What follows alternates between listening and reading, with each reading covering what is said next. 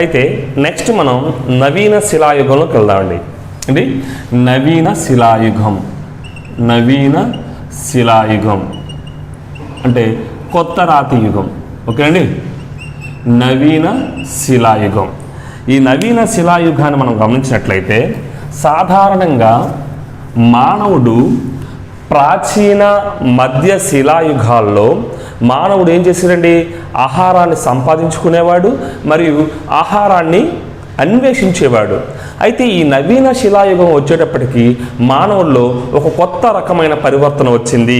ఏంటి అని చెప్పేసి అంటే ఆహారాన్ని సంపాదించుకునే స్థాయి నుంచి లేదంటే ఆహారాన్ని అన్వేషించే స్థాయి నుంచి మానవుడు తన సొంతంగా ఆహారాన్ని ఉత్పత్తి చేసుకునే దశకు చేరుకున్నాడు.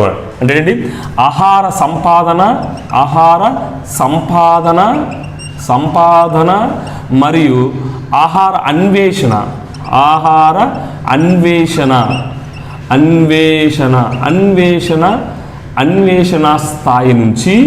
స్థాయి నుంచి మానవుడు ఆహారాన్ని ఉత్పత్తి చేసుకునే దశకు ఎదిగాడండి.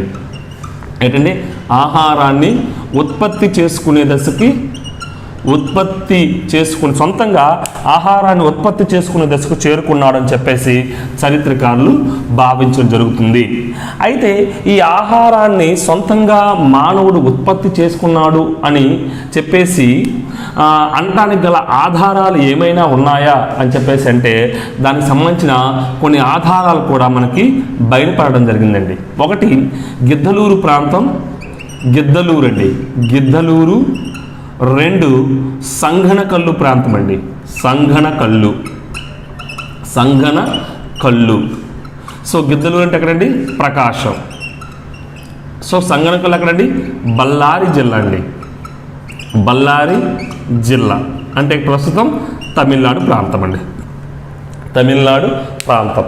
మనం ఏం చూసామండి, యాక్చువల్గా పాత రాతి యుగపు ఆంధ్రప్రదేశ్ చెందిన మానవుని కానీ మధ్య రాతి యుగానికి చెందిన ఆంధ్రప్రదేశ్ మానవుని కానీ మనం గమనించినట్లయితే ఆంధ్ర ప్రాంతానికి చెందినటువంటి మానవుడు పాత రాతి యుగం లేదా మధ్యరాతి యుగంలో ఆహారాన్ని సంపాదించుకునేవాడు, దాంతోపాటు ఆహారాన్ని అన్వేషించుకునేవాడు. కానీ పాత రాతి యుగం నుంచి లేదా మధ్యరాతి యుగం నుంచి నవీన రాతి యుగానికి లేదా కొత్త రాతి యుగానికి లేదా నవీన శిలాయుగానికి వచ్చేటప్పుడు మానవుడిలో ముఖ్యంగా వచ్చిన పరివర్తన ఏంటండి, ఆహారాన్ని సంపాదించుకునే స్థాయి నుంచి ఆహారాన్ని ఉత్పత్తి చేసుకునే స్థాయికి ఎదిగాడు అని చెప్పేసి చరిత్రకారుల యొక్క పరిశోధనలో బయలుపడడం జరిగింది. అయితే ఏ ప్రాంతంలో చేసిన పరిశోధన బట్టి నవీన శిలాయుగానికి చెందిన ఆంధ్రప్రదేశ్ మానవుడు తన సొంతంగా ఆహారాన్ని ఉత్పత్తి చేసుకునే స్థాయికి ఎదిగాడు అని చెప్పేసి ఆలోచన చేసినట్లయితే ఒకటి గిద్దలూరు ప్రాంతం అండి, ఒకటి ప్రకాశం జిల్లా గిద్దలూరులో కొన్ని ఆనవాళ్ళు దొరికే, 2 సంఘనకల్లు అండి, బళ్ళారి జిల్లా చెందిన తమిళనాడు ప్రాంతంలో బళ్ళారి జిల్లా చెందినటువంటి సంఘనకల్లు ప్రాంతాలకు దొరికినటువంటి ఆనవాళ్ళని బట్టి మనం ఏం చెప్పొచ్చండి, నవీన శిలాయుగానికి చెందిన మానవుడు తన సొంతంగా ఆహారాన్ని ఉత్పత్తి చేసుకునే స్థాయికి ఎదిగాడు అని చెప్పేసి చెప్పొచ్చండి. అయితే సుమారు ఈ నవీన శిలాయుగాన్ని మనం సాధారణంగా నవీన శిలాయుగాన్ని మనం గమనించినట్లయితే ఈ నవీన శిలాయుగపు మానవుడు తన ఆహారాన్ని ఉత్పత్తి చేసుకునే క్రమంలో సుమారు ఆంధ్రదేశం అంతటా కూడా చాలా ఆధారాలు లభించాయండి. సో ఆంధ్రదేశం అంతటా మనకి సుమారు 40 రకాల పనిముట్లు తన ఆహారాన్ని ఉత్పత్తి చేసుకోవటానికి నవీన శిలాయుగపు మానవుడు వాడినట్లు మనకి ఆధారాలు లభ్యమయ్యాయి. ఎవరండి, సుమారు నవీన శిలాయుగానికి చెందినటువంటి ఆంధ్ర ప్రాంతాన్ని మొత్తాన్ని పరిశీలించినట్లయితే ఆంధ్రప్రదేశ్ అంతటా కూడా మానవుడు తన సొంతంగా ఆహారాన్ని ఉత్పత్తి చేసుకునే క్రమంలో సుమారు ఎన్ని రకాల పనిముట్లు వాడినట్టు చరిత్రకారులు పేర్కొన్నారంటే సుమారు 40 రకాల పనిముట్లు వాడినట్లు చరిత్రలో పేర్కొనడం జరిగింది. అంటే పురావస్తు శాస్త్రవేత్తల తవ్వకాల్లో బయలుపడడం జరిగింది. అయితే ఇందులో ముఖ్యమైనటువంటి పరికరాలు ఏంటి అని చెప్పేసి మనం ఆలోచన చేసినట్లయితే చూడండి, ముఖ్యమైన పరికరాలు ఒకటి ఒకటి గొడ్డలి అండి, 2 సుత్తె, 3 బొరిగెలు,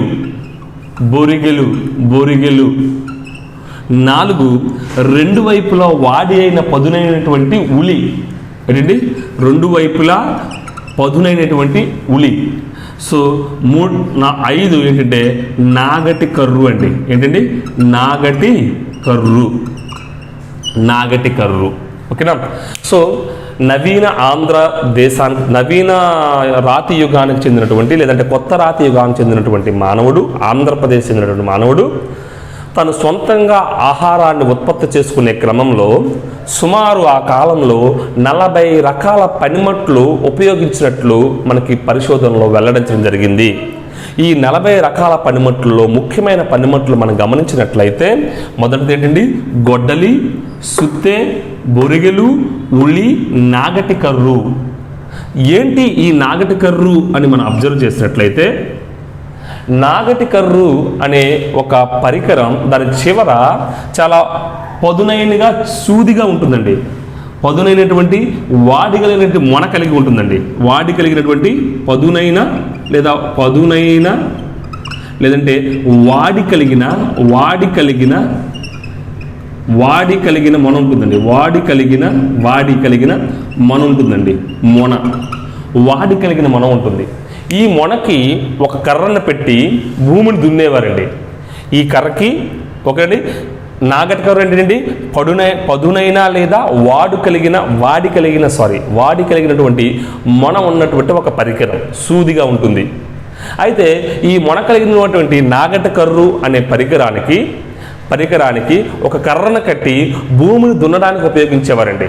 అంటే ఇది ఏ విధమైనటువంటి పరికరం అంటే ప్రస్తుతం మనం ఉపయోగిస్తున్నటువంటి నాగలి ఉందో చూసారా, ఆ నాగలి అండి. ప్రస్తుతం మనం ఉపయోగిస్తున్న నాగలిని అప్పుడు వాళ్ళు నాగటి కర్రుగా పిలిచేవారు. ఓకే అండి. అయితే దీన్ని బట్టి మనకి ఏం అర్థం చేసుకోవచ్చు? కొత్త రాతి యుగంలోనే మానవుడు తన ఆహారాన్ని ఉత్పత్తి చేసుకోవడానికి వ్యవసాయాన్ని అవలంబించాడు అని చెప్పేసి మనం అర్థం చేసుకోవచ్చండి. ఓకే అండి. అయితే కొత్త రాతి యుగంలోనే మానవుడు తన భూమిని దున్నటం ద్వారా నాగటి కర్రు సహాయంతో భూమిని దున్ని వ్యవసాయం చేసేవాడిగా మనం అర్థం చేసుకోవచ్చు అని చెప్తాడు. అయితే దీని వ్యవసాయం చేసే క్రమంలో ఎటువంటి ఏ రకమైన పంటలు పండించేవాడండి అని ఆలోచన చేసినట్లయితే నవీన రాతి యుగం లేదా కొత్త రాతి యుగంలో మానవుడు నాగటి కర్రు సహాయంతో భూమిని దున్నేవాడండి. భూమిని దున్ని వ్యవసాయం చేసి తనకు కావలసిన ఆహారాన్ని ఉత్పత్తి చేసుకునేవాడు.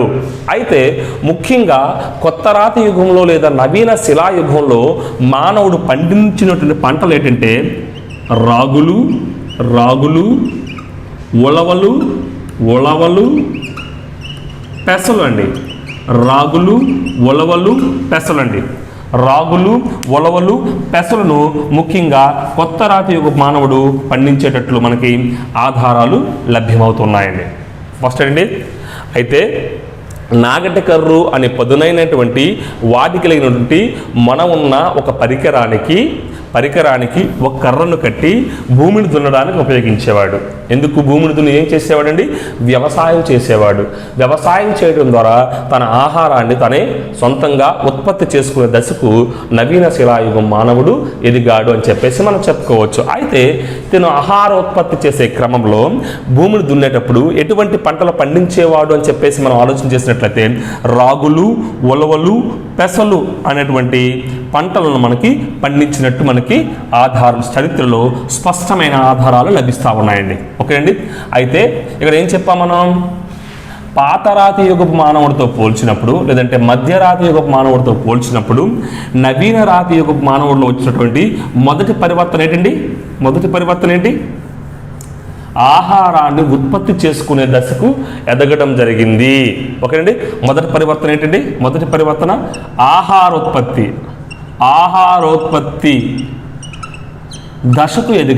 దశకు ఎదిగాడు నవీన శిలాయుగ మానవుడు. సో దానితో పాటు వచ్చిన రెండో పరివర్తన ఏంటి అని చెప్పేసి మనం ఆలోచన చేసినట్లయితే రెండోది ఏంటండి? స్థిర నివాసాన్ని ఏర్పరచుకున్నాడండి. స్థిర నివాసంను ఏర్పరచుకున్నాడు. ఏర్పరుచుకున్నాడు. ఓకే అండి, స్థిర నివాసాన్ని ఏర్పరచుకున్నాడు. మనం ప్రాచీన రాతి యుగానికి చెందిన మానవుడిని కానీ మధ్య రాతి యుగానికి చెందిన మానవుడిని కానీ మనం గమనించినట్లయితే అప్పుడు మానవుని యొక్క నివాసం ఏంటండి? ప్రకృతి సిద్ధంగా తయారైనటువంటి కొండ గుహల్లో నివసించేవాడు. పాత రాతి యుగానికి చెందిన ఆంధ్రప్రదేశ్ మానవుడు. కానీ నవీన శిలాయుగానికి వచ్చినటువంటి ఆంధ్రదేశ్ మానవుడు ఎక్కడ ఏం చేశాడండి? తన కోసం స్థిర నివాసాన్ని ఏర్పరచుకున్నాడు.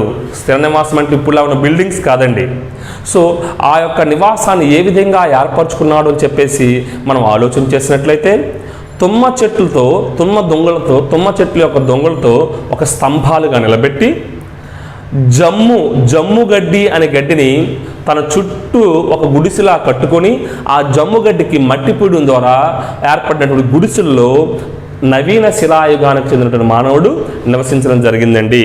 ఓకేనండి, నవీన శిలాయుగానికి చెందినటువంటి మానవుడు తన స్థిర నివాసాన్ని ఎలాగర్చుకున్నాడండి? స్థిర నివాసాన్ని ఎలా ఏర్పరచుకున్నాడు? తుమ్మ చెట్టుతో తయారు చేసినటువంటి దొంగలను స్తంభాలుగా పాతి, ఓకే అండి, దొంగలను స్తంభాలుగా పాతి తన చుట్టూ కూడా ఏం చేసేవాడండి? ఏం చేసేవాడు? జమ్ము గడ్డి అండి. ఏంటి? జమ్ము గడ్డి ఇవేంటండి? తుమ్మ చెట్టు కర్రలు, తుమ్మ కర్ర, ఇది కూడా ఏంటండి? తుమ్మ కర్రలు. ఈ తుమ్మ కర్రలు పెట్టి దీని మీద ఏం పూసేవాడంటే మట్టిని పూసేవాడండి. ఈ జమ్ము గడ్డికి ఏమంటే చూడండి, మట్టిని పూసినటువంటి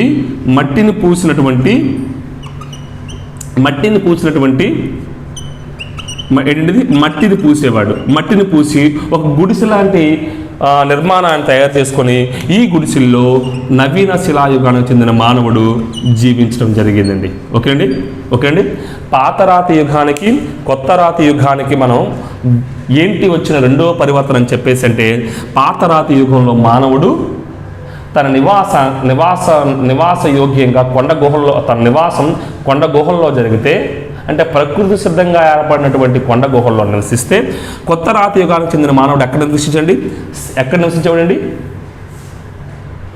తుమ్మ దొంగలతో మరియు జమ్ముగడ్డి మట్టి సహాయంతో తయారు చేసినటువంటి గుడిసెల్లో నివసించేవాడు చెప్పేసి మనం అర్థం చేసుకోవచ్చండి. ఓకండి, ఇది రెండవ పరివర్తన. అయితే ఈ రెండు పరివర్తనలతో పాటు పాత రాతి యుగానికి మరియు కొత్త రాతి యుగ మానవుడికి, ఆంధ్రదేశానికి చెందిన మానవుడికి వచ్చిన మరొక పరివర్తన ఏంటి అని చెప్పేసి మనం ఆలోచన చేసినట్లయితే అది పశుపోషణ అండి. ఏంటండి? పశుపోషణ.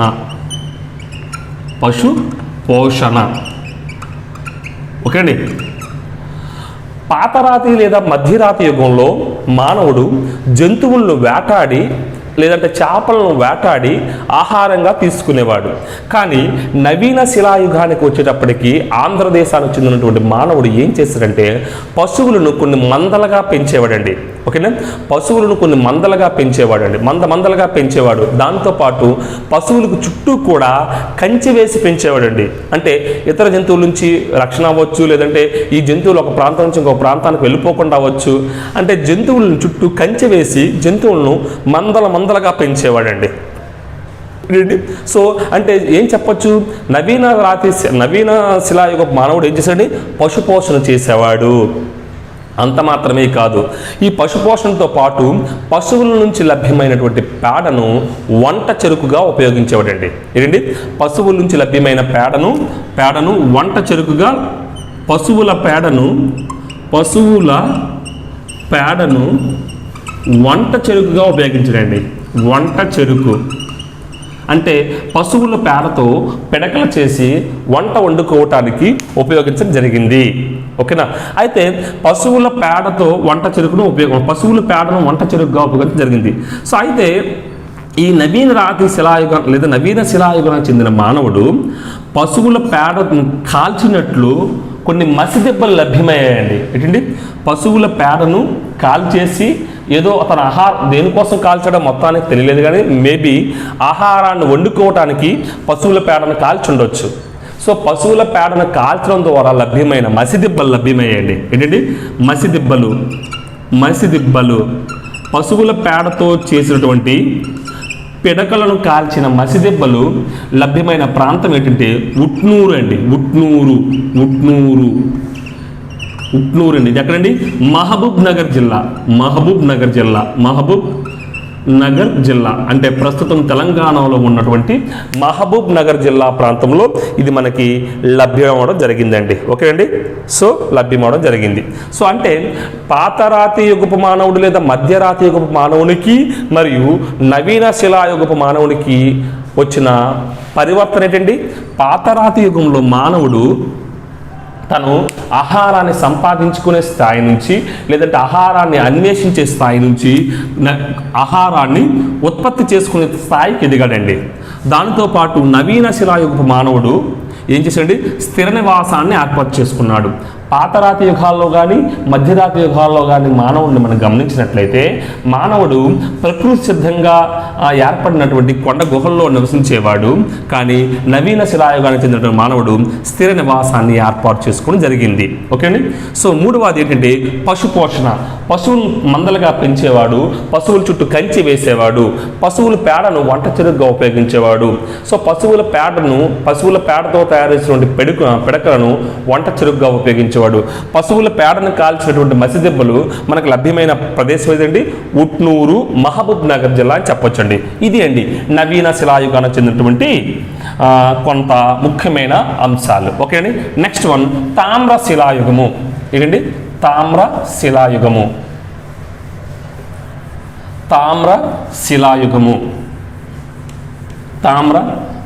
అండి.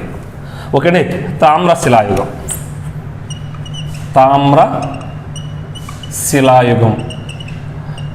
శిలాయుగం దీన్నే రాగి కంచు యుగం. తామ్ర శిలాయుగం ఏమంటే రాగి ప్లస్ కంచు యుగం అనొచ్చండి. కంచు యుగం అనొచ్చు. వాస్తవానికి మనం గమనించినట్లయితే పూర్వము చరిత్రకారులు ఏమని భావించేవారంటే ఆంధ్రప్రదేశ్లో అంటే ముఖ్యంగా ఆంధ్రదేశంలో నవీన శిలాయుగం తర్వాత డైరెక్ట్గా ఇనుపు యుగంలోకే మానవుడు ఎంటర్ అయ్యాడు అని చెప్పేసి చాలామంది చరిత్రకారులు భావించారండి. సాధారణంగా ఏ ప్రాంత చరిత్రని మనం గమనించినట్లయితే ఏం చేస్తాం? ప్రస్తుతం మనం శిలాయుగం ఎన్ని యుగాలు చెప్పుకున్నాం? శిలాయుగం, తామ్రయుగం, కాంస్యయుగం, అయోయుగం లేదా ఇనుపు యుగం అని చెప్పాం.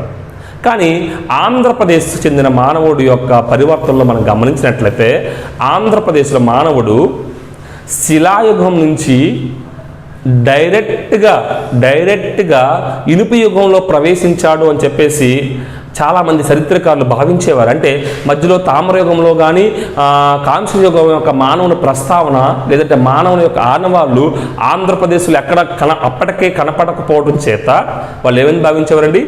ఆంధ్రప్రదేశ్ చెందినటువంటి మానవుడు నవీన శిలాయుగం నుంచి నేరుగా ఇనుప యుగంలోకి లేదా అయోయుగంలోకి ప్రవేశించాడు అని చెప్పేసి భావించేవారు. కానీ చాలా కాలం తర్వాత పరిశోధనలు చేసినప్పుడు ఈ చరిత్రకారులకి లేదా పురావస్తు శాస్త్రవేత్తలకు బ్రహ్మగిరి మరియు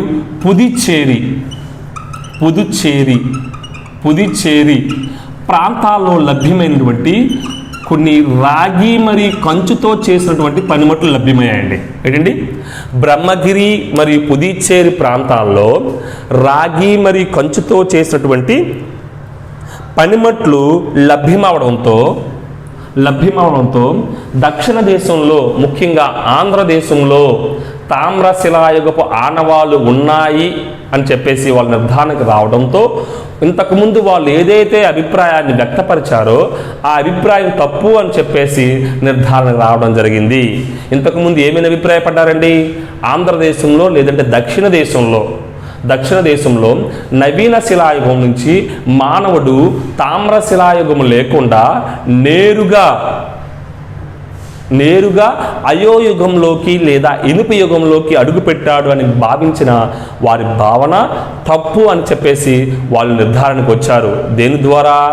అప్పటికే బ్రహ్మగిరి మరియు పుదుచ్చేరిలో కొన్ని రాగి లేదా కంచుతో తయారు చేయబడిన పనిమట్లు వాటికి దొరకడంతో వాళ్ళ యొక్క పూర్వపు ఆలోచన తప్పు అని చెప్పేసి వాళ్ళు నిర్ధారణకు రావడం జరిగిందండి.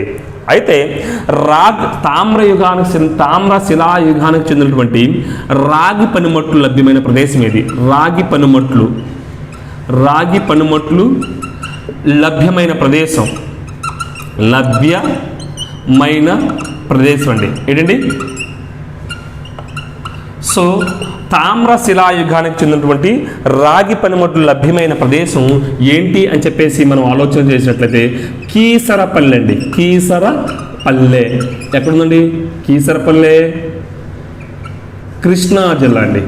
కేసరపల్లె ఏంటిది? కృష్ణా జిల్లా. ఓకే అండి. ఏమని చెప్పుకున్నాం మనం? యాక్చువల్గా సాధారణంగా దక్షిణ దేశంలో లేదంటే ఆంధ్రదేశంలో మానవుడు నవీన శిలాయుగం నుంచి నేరుగా ఇనుప యుగంలో ప్రవేశించేవాడని చెప్పేసి చరిత్రకారులు చాలా కాలం భావించారు.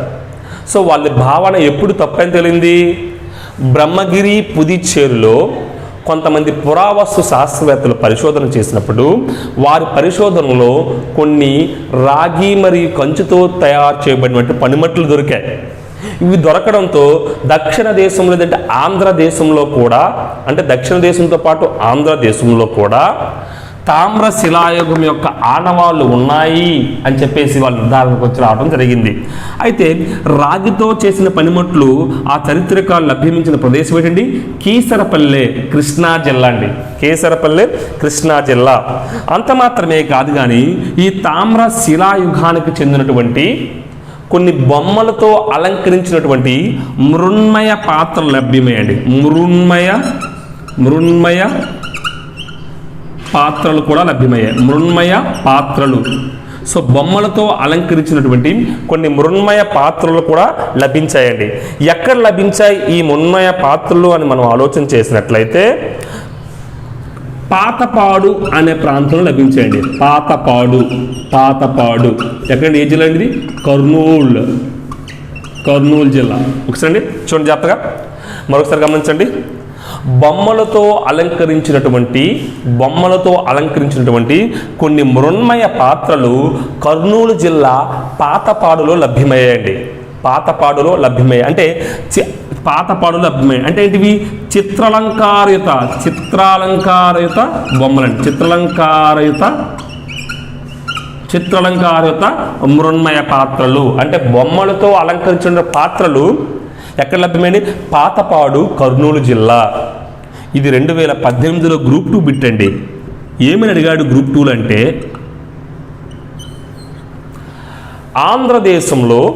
ఆంధ్రదేశంలో నవీన శిలాయుగానికి సంబంధించినటువంటి చిత్రాలంకారయుత మృన్మయ పాత్రలు ఏ ప్రాంతంలో లభ్యమైనాయి అని చెప్పేసి అడిగాడండి. ఎక్కడండి?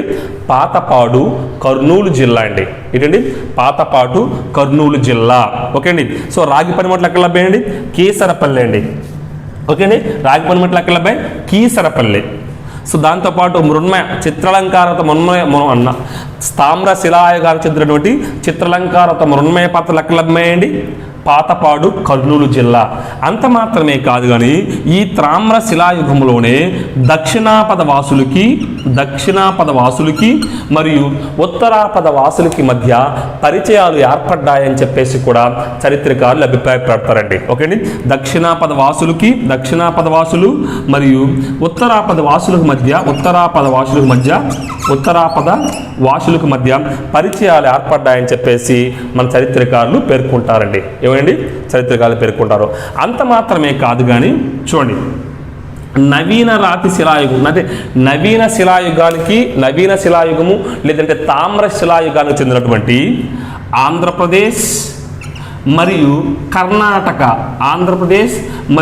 కర్ణాటక ప్రాంతం చెందిన మానవుల మధ్య సమానమైన పోలికలు అంటే కొన్ని దగ్గరైన పోలికలు ఉన్నాయని చెప్పేసి కూడా చరిత్రకారులు పేర్కొంటారండి. ఏంటండి?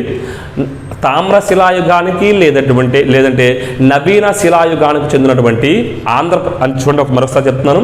తామ్ర శిలాయుగానికి చెందినటువంటి లేదంటే నవీన శిలాయుగానికి చెందినటువంటి ఆంధ్రప్రదేశ్ మానవులకు, అట్ ద సేమ్ టైం తామ్ర శిలాయుగానికి మరియు నవీన శిలాయుగానికి చెందినటువంటి చెందినటువంటి కర్ణాటక ప్రాంత వాసులకు మధ్య వాళ్ళు ఉపయోగించిన పనిముట్లలో లేదంటే వాళ్ళ